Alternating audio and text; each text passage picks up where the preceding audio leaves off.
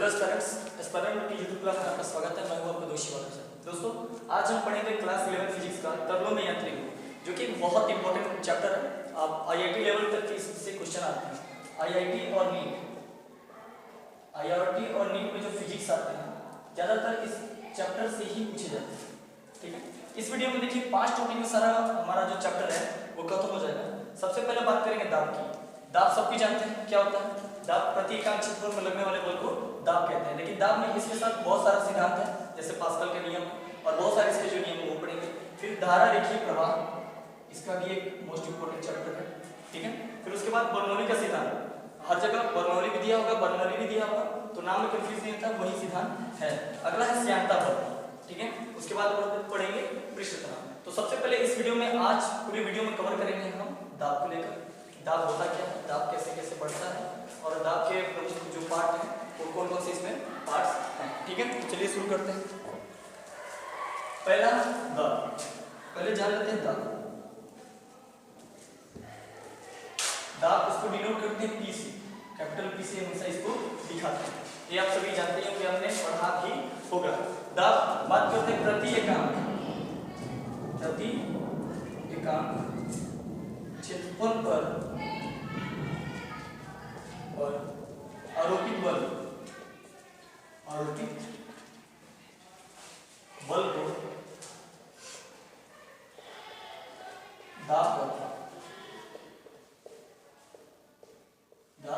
करते हैं। इसमें एक चीज आपको जानना जरूरी है, क्योंकि ये जो चैप्टर पढ़ रहे हैं तरल के ऊपर पढ़ रहे हैं, तरल के ऊपर पढ़ रहे हैं, तो इसमें हमेशा जो दाब लगेगा वो औसत दाब लगेगा।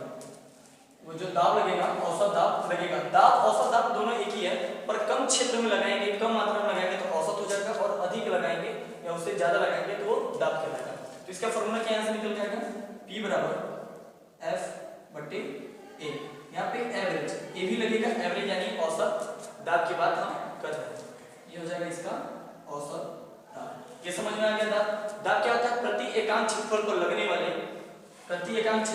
वाले बल को क्या कहते हैं, दाब कहते हैं। अब दाब का मतलब समझिए। मान लीजिए एक डस्टर है, ठीक है, अगर मैं इसे पुश कर रहा हूँ तो इसमें मैं क्या कर रहा हूँ, बल लगा रहा हूँ, लेकिन केवल एक ही क्षेत्र पर। मान के चलते हैं हम इसको इस क्षेत्र पर, इतना ही क्षेत्रफल पर हम यहाँ पे बल लगा रहे हैं, यानी हम इस पे दाब कर रहे हैं। उसी तरह हमारे स्क्रीन पे जैसे आप इंजेक्शन लगाने जाते होंगे तो आप देखते होंगे कि एक ही क्षेत्रफल पर हल्का सी बल लगाने पर वो दब के अंदर चला जाता है, सिरिंज अंदर चला जाता है। और यही मार्कर की बात करें, मार्कर अगर हम दबा रहे हैं हमारे अंदर नहीं जा रहा है। यानी कहने का मतलब प्रति एकांक क्षेत्रफल पर लगने वाले बल को क्या कहेंगे, दाब कहेंगे। अब देखिए, दाब को हम अपने तरीके से कम कर सकते हैं, घटा भी सकते हैं। ठीक है, दाब को हम अपने तरीके से कम भी कर सकते हैं और घटा भी सकते हैं। कैसे, सैद्धांतिक रूप से कुछ भी कार्य करेंगे, फिजिक्स में कोई भी कार्य अगर हम कर रहे हैं तो सैद्धांतिक रूप से हमको करना पड़ेगा। उस पर बहुत सारे वैज्ञानिक सिद्धांत दिए हुए हैं कि इसको कम कर रहा है तो ये फॉर्मूला लगेगा, अधिक कर रहा है तो ये फॉर्मूला लगेगा। तो उस सैद्धांतिक रूप से हम अपने चाहें तो किसी भी क्षेत्रफल को कम या ज्यादा कर सकते हैं। उसका नियम क्या है, लिख देते हैं, सैद्धांतिक रूप से मनचाहे तरीके से क्षेत्रफल को कम करना,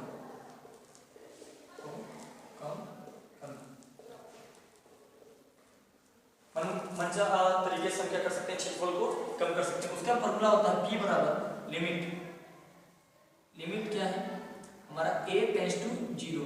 हमारा A कहां से कहां तक है, 0 तक।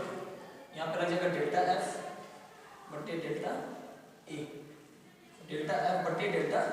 अब डेल्टा क्या दिखाता है, डेल्टा दिखाता है परिवर्तन। हम क्षेत्रफल घटाएंगे तो इसमें भी घटाव होगा ही होगा, क्योंकि क्षेत्रफल जैसा क्षेत्रफल होगा उसमें उतना बल लगेगा। तो क्षेत्रफल घटाएंगे तो ये परिवर्तन को दिखाता है, यानी इनमें क्या हो रहा है, परिवर्तन। क्षेत्रफल को हम क्या करती है, 0 तक मान लिए, यानी A का मान हम कितना तक मान लिए, लिमिट लगा के। लिमिट का मतलब होता है सीमा। हम यहाँ तक की एक लिमिट जिस तरह के तुम जाओगे तो यहीं तक जाओगे, तो A यहाँ से कहाँ तक आ जाएगा, 0 तक आ जाएगा। तो इस सैद्धांतिक रूप से हम क्या कर सकते हैं, किसी भी क्षेत्र में हम क्या करते हैं, क्षेत्रफल कम कर सकते हैं। आप स्क्रीनशॉट ले सकते हैं, ले लीजिए।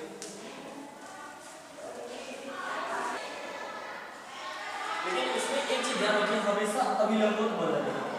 दाब में हमेशा अभिलंबवत बल लगेगा। बल लगेगा। अभी अभिलंब बल क्यों लगेगा? क्योंकि हम इस चैप्टर में किसकी बात कर रहे हैं? तरल की। तरल में इस चैप्टर में हम किसकी बात कर रहे हैं? तरल की। अभी देखिए मान के चलिए ये टैंक है, टैंक में पानी भरा है, इसमें अभिलंब बल लगाएंगे तो इसमें बल कार्यरत रहेगा। अगर अभिलंब बल लगाए तो इसमें बल कार्य करता रहेगा। अगर क्षैतिज दिशा में लगाएंगे, क्षैतिज दिशा में लगाएंगे इसमें बल कार्य नहीं कर पाएगा। आप एग्जांपल को समझिए, एक बाल्टी में आपने पानी भर दिया, उसमें आप क्षैतिज दिशा में बल कैसे लगाएंगे? किसी चीज से रखेंगे। जैसे हम हाथ डालते हैं अपना, इस साइड में हम बल लगा रहे हैं, इस साइड में बल लगाएंगे तो आप नोटिस करेंगे कि जैसे जैसे ये आगे बढ़ते जाएगा पानी भी फव्वारा बन के आगे से ये निकलते जाएगा। इसलिए क्षैतिज दिशा में बल नहीं लगाया जाता है। अगर हम उसको ऊपर से डालते हैं, ऊपर से देखिए दो प्रकार के बल लगेंगे। ये एक बल लगेगा एटमॉस्फेयर बल, यानी वायुमंडलीय दाब, वायुमंडलीय दाब, वायुमंडलीय लगेगा, ठीक है। और आप वैसे भी दाब लगाएंगे इनके बीच में थोड़ा थोड़ा ही स्पेस होता है। द्रव के बीच में आपने पढ़ा होगा, द्रव की क्वालिटी आपने पढ़ा होगा द्रव में, तो आपने पढ़ा होगा कि इनके बीच के जो अणु होते हैं उनमें डिस्टेंस थोड़ा ज्यादा होता है, थोड़ा ज्यादा होता है ठोस के मुकाबले। तो जितना उसमें अणु में डिस्टेंस है उतना किया जाएगा, ये फिर हो जाएगा। लेकिन क्या होता है, तरल होते हैं असंपीड्य, तरल असंपीड्य होते हैं, यानी इनको कंप्रेस करके मतलब संकुचित करके नहीं रखा जा सकता। कैसे? जैसे एक वाटर बॉटल है, उसमें 1 लीटर का पानी है, हम उसको प्रेशर बना के आधा लीटर तो बना नहीं सकते, नहीं बना सकते ना, इसलिए क्या तरल क्या होते हैं? असंपीड्य होते हैं। चलिए, आई होप कि आपको समझ आ रहा होगा। इसको आप लिखना चाहिए लिख लें और इसकी छोड़ लें, बाद में आप लिखते रहें। घनत्व, घनत्व इंग्लिश में इसको बोलते हैं डेंसिटी। अब इसको रो से दिखाते हैं, इसको रो से दिखाते हैं। घनत्व को हमेशा रो से दिखाते हैं। इसका फॉर्मूला होता है घनत्व बराबर m/v। ये मास है, मास बटे वॉल्यूम। यहाँ से इसका मात्रा क्या निकल जाएगा? यहाँ से द्रव्यमान की मात्रा kg और वॉल्यूम का मात्रा मीटर क्यूब, जो हो जाएगा रो का बराबर किलोग्राम पर मीटर क्यूब। ये इसका हो जाएगा मात्रा, ठीक है। ये रो आपको आगे आने वाले इक्वेशन में इसका यूज होगा, इसलिए मैं आपको बता दिया। हाँ, ये क्या है? घनत्व एक अदिश राशि, घनत्व एक अदिश राशि, ठीक है। अब बात करते हैं तरल की। इसमें कुछ पॉइंट्स हैं, कुछ पॉइंट्स में हम चर्चा करेंगे कि इसकी क्वालिटीज क्या होती हैं, इसमें हम यांत्रिकी गुण इसमें जो होते हैं तरल में वो क्या क्या होते हैं उसको अभी हम देख लेंगे। अभी मैंने आपको बताया कि द्रव जो होते हैं, द्रव असंपीड्य होते हैं,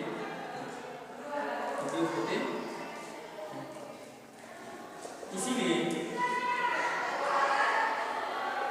इसमें सभी क्षेत्रों पर समान घनत्व होते हैं, समान घनत्व होते हैं। मैंने आपको अभी बताया द्रव क्या होते हैं? असंपीड्य होते हैं, इसलिए इसमें रखे सभी क्षेत्रों पर जो घनत्व होता है समान होता है, इक्वल होता है। एक एग्जांपल से आपको समझाते हैं। आपने देखा होगा जैसे यहाँ पे अभी आपके चैप्टर में आगे ये आपको पढ़ाया जाएगा पास्कल के नियम। अभी मैं आपको बताऊंगा। यहाँ पे एक पिस्टन लगा दिया गया है। पिस्टन आप समझते हैं, सिरिंज के पीछे जो पार्ट होता है जो रबड़ में एकदम बना होता है, जिसको दबाने पर क्या होता है? ये पिस्टन से हम क्या करें, इसमें जल भरा हुआ है, इसको हम दबा रहे हैं। जैसे इसमें दबाएंगे ना तो इसमें क्या होता है? असंपीड्य होते हैं और जानते हैं असंपीड्य होते हैं तो कंप्रेस होते हैं, संकुचित होंगे नहीं, इनको निकलने के लिए कुछ साधन चाहिए। जैसे निकलेंगे तो इसमें भी बराबर मात्रा में निकलेंगे, इसमें भी द्रव बराबर मात्रा में और इसमें भी द्रव क्या होते हैं? बराबर मात्रा में निकलते हैं। क्यों? क्योंकि इनका समान घनत्व जो क्या होता है? समान होता है। अगला बात करते हैं। अगला जो टॉपिक है कि मैंने बताया कि तरल का टॉपिक चल रहा है तो उनके क्वालिटीज वगैरह क्या है वो बता रहा है। अब तरल में देखिए दो चीज आते हैं। तरल इस चैप्टर में हमको दो चीज पढ़ना है, इसमें हमें दो चीज पढ़ना है, एक द्रव और एक गैस। द्रव जानते हैं, द्रव के बारे में भी बता दिए, तो गैस के बारे में भी मैं आपको बता दे रहा हूँ कि गैसों में देखिए, गैसों में दाब में परिवर्तन के कारण, गैसों में दाब में परिवर्तन के कारण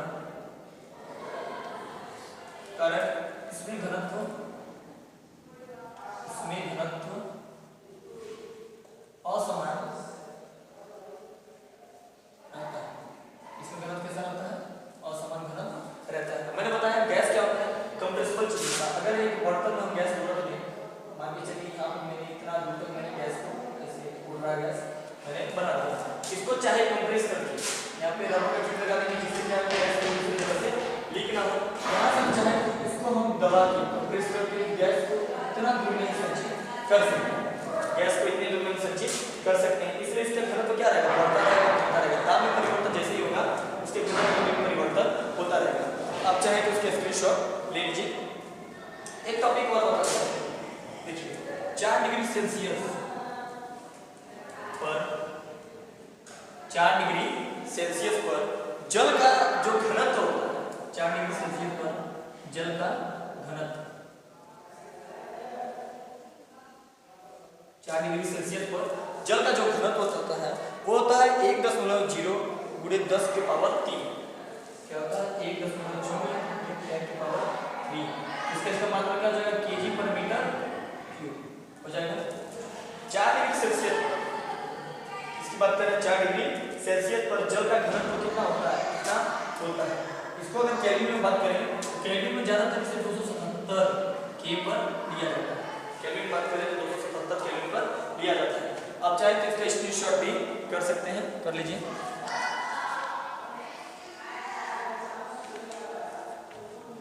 अभी बात करेंगे, ये हम घनत्व पढ़ लिए, घनत्व हम लोग पढ़ लिए। अभी बात करते हैं आपेक्षिक घनत्व। चलिए हम बात कर रहे थे आपेक्षिक घनत्व की। देखिए आपेक्षिक घनत्व क्या होता है, जिसको हम विशिष्ट गुरुत्व भी कहते हैं। आपेक्षिक घनत्व क्या होता है, किसी पदार्थ के घनत्व तथा जल के 4 डिग्री सेल्सियस पर घनत्व के अनुपात को उस पदार्थ का अपेक्षिक घनत्व कहते हैं। जैसे मान लीजिए कोई भी पदार्थ है, कोई भी एक पदार्थ है, इसका घनत्व जितना होगा, इसका घनत्व मान लीजिए h। अब 4 डिग्री सेल्सियस पर जल का घनत्व हम बताए थे 1.0 × 10 की पावर 3 बताए थे कि नहीं बताए थे। तो आपेक्षिक घनत्व हो जाएगा, घनत्व को हम रोज दिखाते हैं, ठीक है। इसे आपेक्षिक यानी ax लगा दीजिए, आपेक्षिक यानी ax लगा दीजिए। तो क्या हो जाएगा x बटे 1.0 × 10 की पावर 3। ये क्या हो जाएगा, आपेक्षिक घनत्व का मान हो जाएगा। आपेक्षिक घनत्व फिर से बता दे रहा हूं, किसी पदार्थ के घनत्व तथा जल के 4 डिग्री सेल्सियस पर घनत्व के अनुपात को उस पदार्थ का अपेक्षित घनत्व कहते हैं। यानी इस फॉर्मूले से हम अपेक्षित घनत्व आप निकाल सकते हैं। आप स्क्रीनशॉट ले लीजिए। चलिए ठीक, इसके बाद हम आते हैं मोस्ट इंपॉर्टेंट जो टॉपिक है हमारा VVI जो टॉपिक है। इसमें सारे कॉम्पिटिशन एग्जाम्स लेके आपके 11th के एग्जाम तक आप 12th में भी आगे जाएंगे तो 12th फिजिक्स में भी आपको ये मिलेगा, जिसको बोलते हैं पास्कल का नियम। पास्कल का नियम।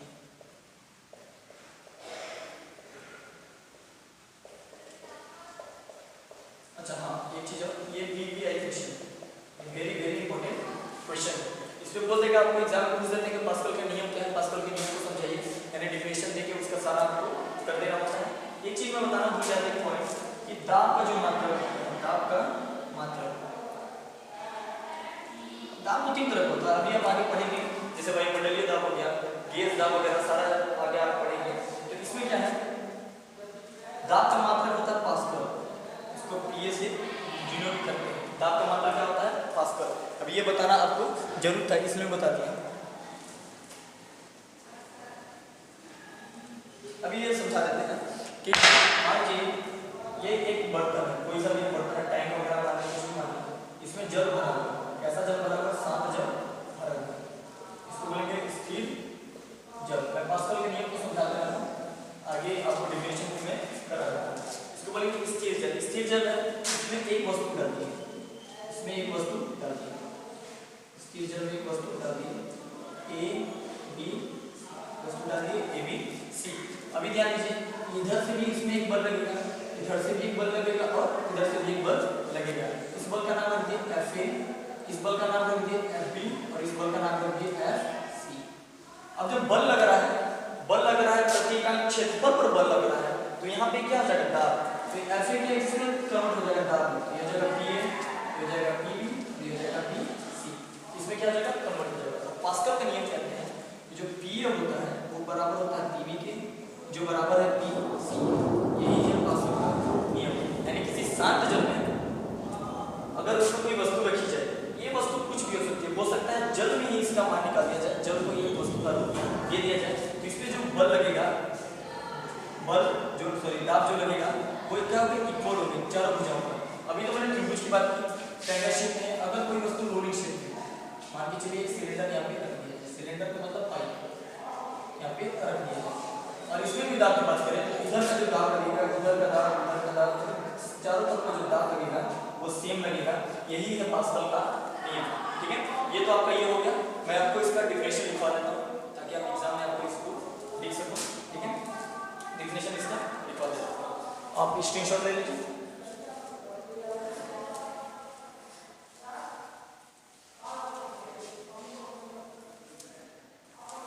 देख लेते हैं डिफिनेशन आखिर होता क्या है। इस नियम के अनुसार पात्र में रखे तरल के किसी भाग पर, सेम पात्र है, कोई सा भी एक बर्तन है, इसमें तरल भरा हुआ, तरल आप कुछ भी हो सकता है, गैस भी हो सकता है या आपका द्रव भी हो सकता है। किसी भाग पर जब बाह्य दाब आरोपित होता है, यहाँ पे एक तरल का ही मान लेते हैं, एक बन चुका है, तरल का एक बन चुका है, इसमें जब बाह्य बल आरोपित करते हैं, ये बाहर से लग रहा है FA, FB और FC, बाह्य बल आरोपित लग रहा है, तो ये बिना किसी हानि के, हानि का मतलब यहाँ पे कोई हानि नहीं, यहाँ पे ऊर्जा हानि से मतलब है कि ऊर्जा में कोई हानि न होते हुए भी सभी दिशाओं में, देखिए इस दिशा में बराबर बल, इस दिशा में बराबर बल और इस दिशा में बराबर बल लगे, और बराबर बल इसमें क्या हो जाए, संचरित हो जाए, तब ये खास हो जाता है, पास्कल का नियम कहलाता है। मैंने आपको ये भी लिखा था फॉर्मूला, FA बराबर होता है FB के, जो बराबर होता है FC के, ये है पास्कल का नियम। आप स्क्रीनशॉट ले लें इसका भी। क्या लेंगे, क्या हो गया, आज इधर घूम रहे हैं?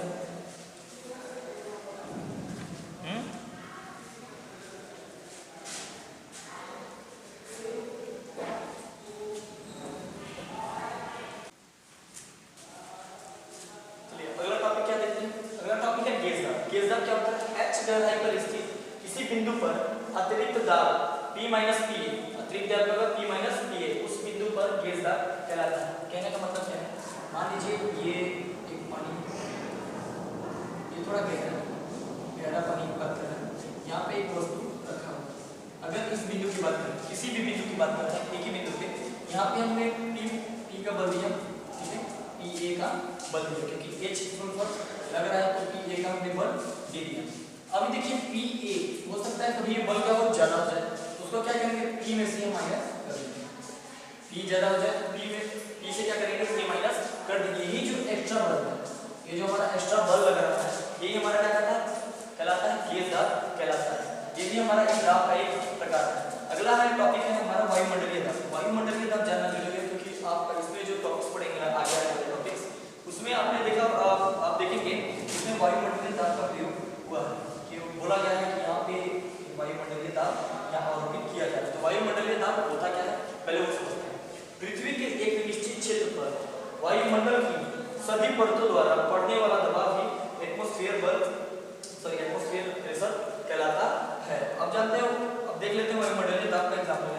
जैसे एक बीकर है, ठीक है, इसमें हमने तरल भर दिया, एक टैंक में हमने क्या किया, तरल भर दिया, तो इसके जो सरफेस पे जो इसके परत है, परत यानी सरफेस पे जो बल लगेगा वो समान रूप से चारों तरफ से लगेगा, और कौन लगाएगा, प्रकृति लगाएगा। तो ये जो बल लग रहा है इसी को बोलेंगे वायुमंडलीय दाब कहेंगे। एक वायुमंडलीय दाब का मतलब, वायुमंडलीय दाब लगाता कितना है, आप इससे अंदाजा लगाएंगे, तो एक वायुमंडलीय दाब कितने बराबर होता है, 1.013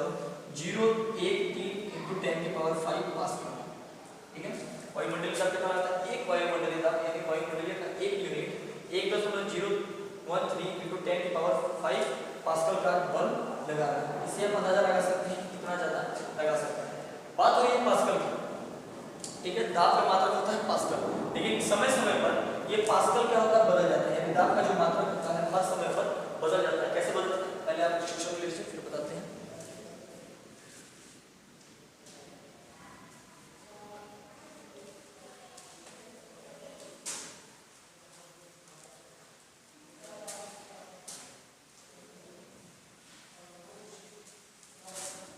एरिया वाइज इसका क्या होता है, दाब का जो मात्रक बढ़ जाता है। कैसे, जैसे आपने नाम सुना होगा एक टॉर, टॉर क्या होता है, 133 पास्कल, एक टॉर बराबर 133 पास्कल। इस टॉर का यूज करना होता है, इस टॉर का होता है औषधि विभाग में, कभी भी मेडिसिन वगैरह का अगर हम करें तो औषधि विभाग में टॉर का एक यूज होता है। अगला है एक बार, ठीक है। एक बार पे कितना डब लगाया जाता है? एक बार पे होते हैं, एक बार पे 18 पास्कल, इसको बोलेंगे 277 केल्विन के आसपास, इसको बोलते हैं 277 केल्विन के आसपास भी इसको बोला जाता है। ये कहाँ पे होता है? बार का यूज कहाँ होता है? इसमें बार जो होता है मौसम विभाग में आप सोचेंगे जो हवाओं का प्रेशर होता है, हवाओं का जल का प्रेशर आते हैं, तो बार में उसका प्रेशर नापा जाता है, इसको बोलते हैं मौसम विभाग। इसका यूज क्या होता है? मौसम विभाग। ये हो गया दाब के कुछ फॉर्मूले होंगे। इसके बाद कुछ इक्वेशंस हैं जो मैं कोशिश करूंगा कि अगले वीडियो में जल्द से जल्द आपको उपलब्ध करा दूं, ठीक है। मिलते हैं अगले वीडियो में।